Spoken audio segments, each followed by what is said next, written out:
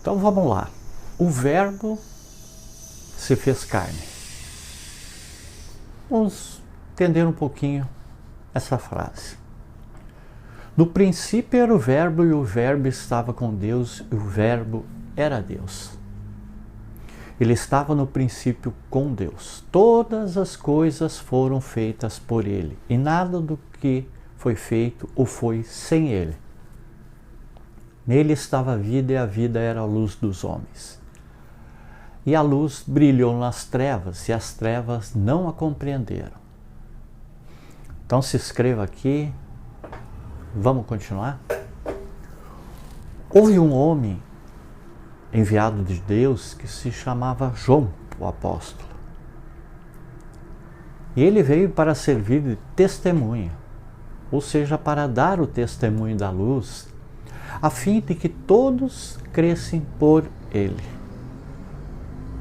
Ele não era a luz, mas veio para dar testemunho daquele que era a luz. Aquele era a verdadeira luz que ilumina todo homem que vem a este mundo. E o mundo foi feito por ele.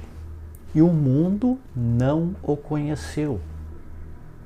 Ele veio à sua casa e os seus não o receberam. Mas ele deu a todos que o receberam o poder de se tornarem filhos de Deus. Aqueles que creem no seu nome, os quais não nasceram do sangue, nem da vontade da carne, nem da vontade do homem, mas de Deus mesmo. E o Verbo foi feito carne e habitou entre nós. E vimos a sua glória, qual a que o Filho único havia de receber do Pai. E ele, digo, habitou entre nós, cheio de graça e verdade. João, capítulo 1, versículo de 1 a 14. Esta passagem dos evangelhos é a única que, à primeira vista, parece encerrar implicitamente uma ideia de identificação entre Deus e a pessoa de Jesus. É também a que serviu de base mais tarde e controvérsia a tal respeito.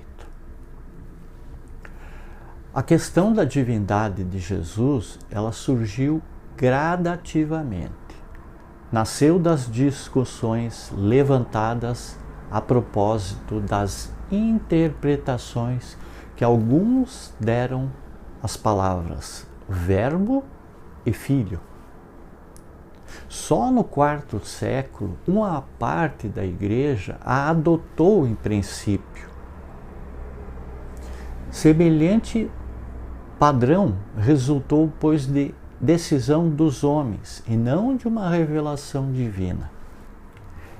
É de notar-se, antes de tudo, que as palavras acima citadas são de João e não de Jesus, e que ainda quando se admita que não tenham sido alteradas, elas não exprimem na realidade mais do que uma opinião pessoal, uma indução em que se depara com o misticismo habitual da sua linguagem.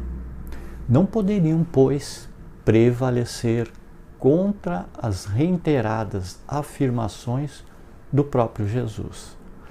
Mesmo, porém, aceitando-as tais quais são, elas não resolvem de modo algum a questão no sentido da divindade, porquanto se aplicariam igualmente a Jesus, criatura de Deus.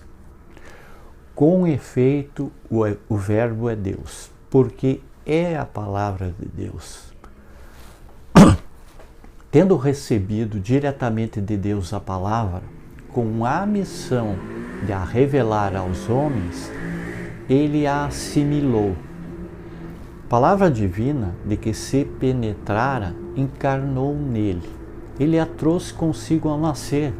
E assim é que João pôde, com razão, dizer: o Verbo foi feito carne e habitou entre nós.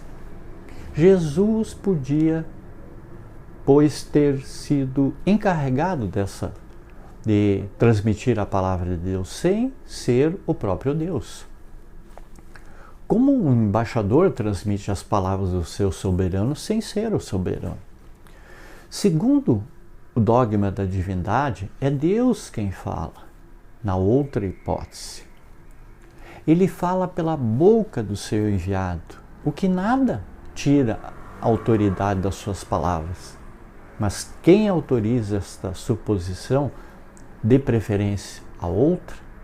A única autoridade competente para decidir a questão é a das próprias palavras de Jesus, quando ele diz: não tenho falado por mim mesmo.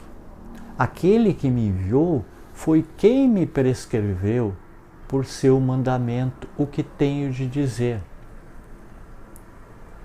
A doutrina que prego não é minha, mas daquele que me enviou.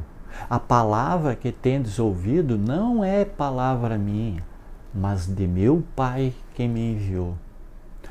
A ninguém fora possível exprimir-se com mais clareza e precisão. A qualidade de Messias ou enviado, que lhe é atribuída em todo o curso dos evangelhos, implica uma posição subordinada com relação àquele que ordena. O que obedece não pode ser igual ao que manda.